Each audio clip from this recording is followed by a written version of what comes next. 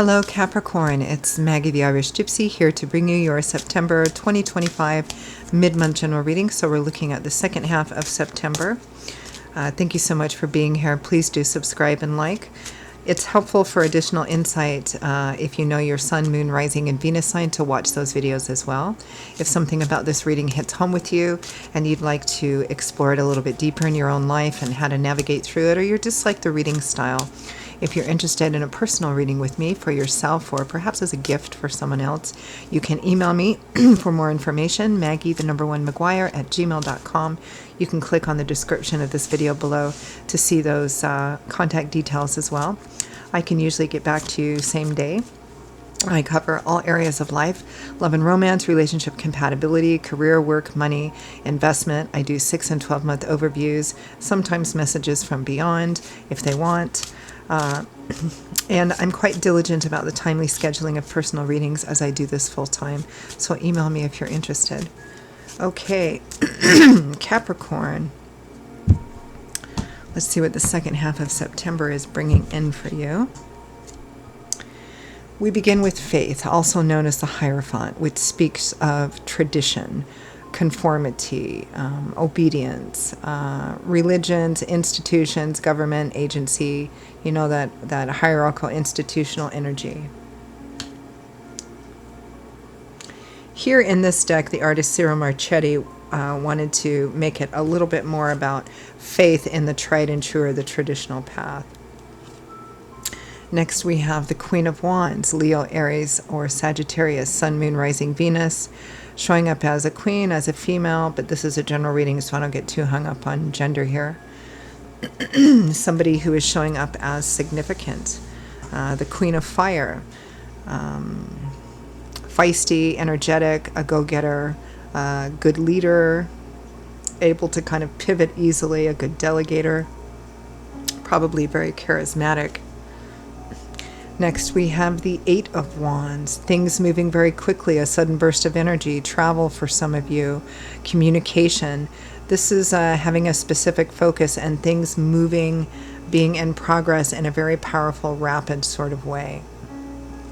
Your crowning energy for the second half of September, Capricorn, is the Page of Swords, our information page, news, messages, gathering information. Sometimes looked at as the spy of the tarot. The traditional student, learning. Let's take a look at that Page of Swords.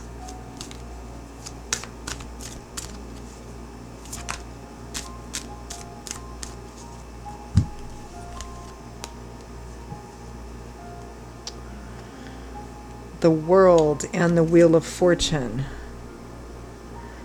There's an opportunity here, or you're exploring an opportunity or trying to get more clarity on how to achieve success in a situation, some kind of completion or success so that you can move forward or move on to the next thing.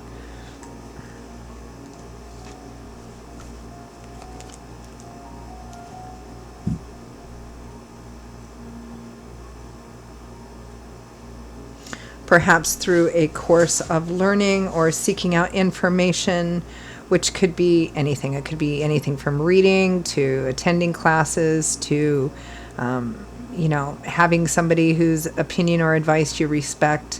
You know, it's all about kind of seeking out information, using perhaps a variety of different methods in order to figure out how to bring something to a successful conclusion or a sense of achievement of the ending of a cycle so that you can move forward from it.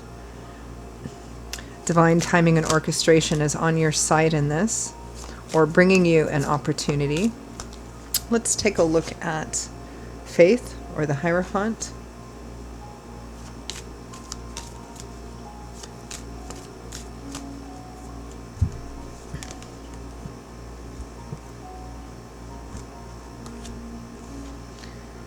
Judgment, the Five of Pentacles, the Knight of Cups. There is an opportunity here driven by love, support, and encouragement to, I don't know if it's almost like bringing people together, or I mean, we have these two cards here, the Knight of Cups and the Five of Wands. This is a card of insufficiency and lack, financial, material, emotional, or a combination of both of those things. It represents, somebody or people who are in a position where they feel like they have to beg for everything they need or want, or feeling shut out, abandoned, rejected, not good enough somehow, being in need, right? It may be that somebody is ignoring, they're shut out. They're on the outside of this building that implies like it's a church. That on the other side of that is food and water and warmth and the things that they need. But they're not focusing on that. It may be closer than you think. And the Knight of Cups is a card of offers and opportunities coming forward that are driven by love, support, and encouragement, whether it's romantic or platonic or familial. And Judgment here is an opportunity and a call to do something different, to change the path of something, to change your life path, or change the path, or change the direction in which you're going, right? Typically, no matter what deck you use, most of the decks have some kind of artistic representation of, like a cemetery and graves or coffins, and there's this archangel blowing his horn. He's calling for these people to rise up. It's a call to renew, to move in a different direction, to do something different. But there's an air of finality about Judgment, meaning that if you choose to do something different, that's like answering the call. You're going to rise up out of the cemetery, out of your grave, out of the dead thing, and go on to something else, to renew, a restoration, a whole new life, or a different direction, right?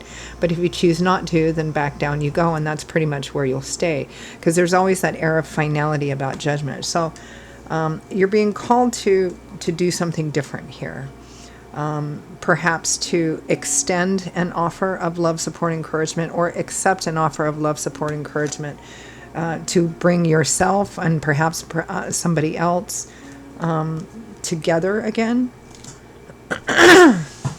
Maybe there's a chance, maybe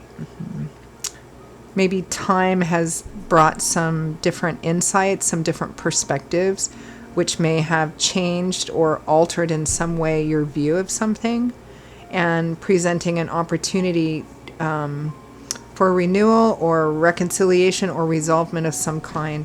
It feels like it's relationship oriented, but because this is a general reading, the nature of that relationship is going to vary. Some of you it might be romantic, some of you it might be platonic in terms of friends, some of you it might be familial in terms of family. Let's take a look at this Queen of Wands. Leo, Aries, Sagittarius energy.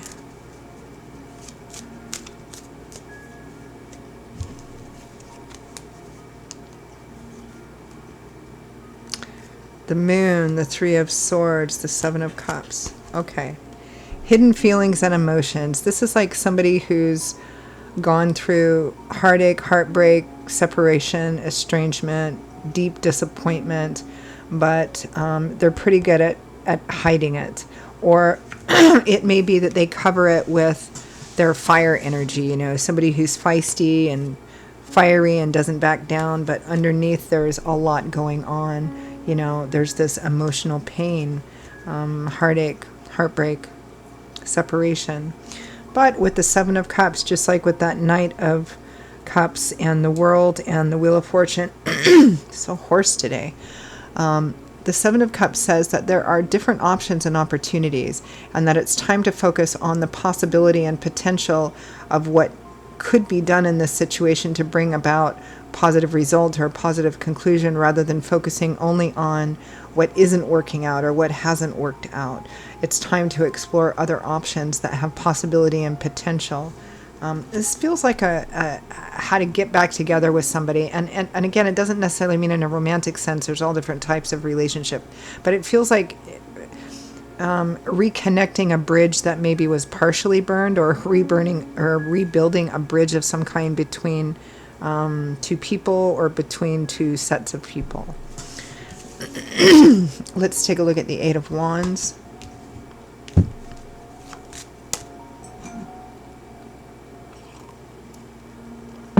Sorry, I'm a bit hoarse today. Sometimes it happens when I talk for a long time. Okay, Eight of Wands. Action, motion, intention, focus. Things being in progress. Communication. Yep. Six of Swords. This is a card of healing, the worst being behind you because of the efforts put into it. You're moving into more peaceful, calm waters. At least there's the opportunity to do so sooner rather than later. Now, it's transitional. It has its up and down days, healing does, particularly in the early days, right? Because there's maybe a sense of loss, of things you can't get back. But you're not quite to the other shore and on solid ground, but you can see it and you're headed in the right direction. So it's a card that speaks of the healing process. Even though some aspects of it might still be painful or disappointing, there's still opportunity to heal moving forward. Page of Swords and Seven of Wands. This is about learning and applying the knowledge that you have. It's also about defend what you believe in, but not to the point where you become completely closed off.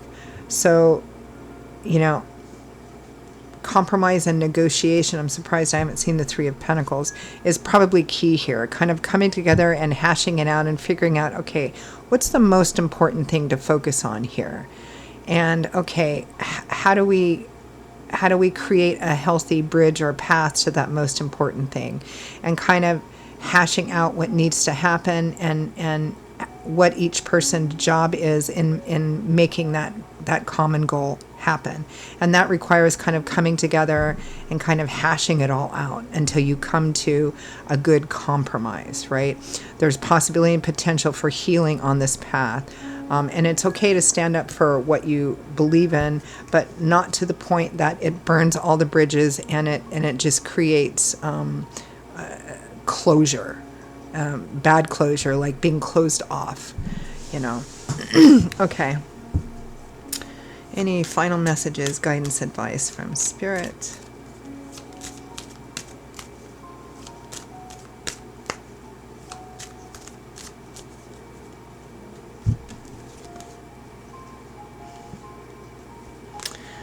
Nine of Swords, don't overthink it. Don't think about it compulsively and obsessively with the worst possible negative outcome. Right? Have the best intention. Ask the people around you that you trust and Spirit and the universe for help and guidance, but then let it go. Don't over-obsess about it. Don't overthink it. Consider the possibility and potential. The Three of Pentacles, coming together, deciding on what is the most important thing here. Okay, how can we support this most important thing? How can we create this most important thing? And kind of hashing out who does what and making compromises and negotiation until you reach, a meeting of the minds and an agreement. And that's a process. Some things need to be let go of because this can't go on or shouldn't go on. It's too much. It's too heavy. It's too overwhelming. For the sake of family, the community of the family, friends and family, this is a card of the, it's a card of celebrations that bring people together, friends and family, but it underscores the importance of our relationships with one another and our shared humanity and the stability of that. The High Priestess and Temperance, it's kind of like that Knight of Cups and Judgment and the Hierophant. This is about trusting your intuition, when to lean this way, when to lean that way, because Temperance is similar to the Three of Pentacles. It's about maintaining your center ground, standing up for what you believe in and who you are and what you're about. But it's also about kind of adapting and adjusting to change too without over compromising yourself, because Temperance represents moderation, but it's not static. My favorite analogy for temperance is the seesaw and the teeter-totter, right? The arms represent, change, which happens all the time. We can't control that, right? So where are you most likely to keep your balance if you're standing on a seesaw or a teeter-totter? The center, right? But if you're stiff, if you absolutely are not flexible at all, you're still going to lose your balance, because when those arms go up and down, you're going to fall over if you're just rigid and stiff and not willing to be somewhat flexible, right? But you don't want to be so flexible that you leave your center. So you have to kind of shift your weight according to what changes. You have to learn to adapt and adjust without leaving the center. That's kind of what's key here in the Three of Pentacles. Okay, this is the thing I can't compromise. This is the thing you can't compromise. But here's all these other things around it. So let's hash that out and figure it out there, while we each still, retain our center ground. And that's what that's about in terms of advice and guidance. And it's about the importance of relationships and our shared humanity with each other, and making sure that we have some kind of continuity and legacy with each other. So, all right, I'm going to leave it there. Capricorn, those are your messages for the second half of September 2025. And for those of you for whom they made sense and hit home, I hope it was helpful and useful, or at least gave you some food for thought, something to chew on. Again, if this resonated with you and you'd like to take a deeper look at it in your own life, or how to navigate through it, or you simply like the reading style, if you're interested in a personal reading with me for yourself, or possibly as a lovely gift for someone else, you can email me for more information, Maggie1McGuire@gmail.com. You can also click on the description of this video below for those contact details as well. I would be delighted to hear from you. I will see you all shortly. As always, many blessings to you. Stay safe, be well, and I hope to see you back here again soon. Bye-bye.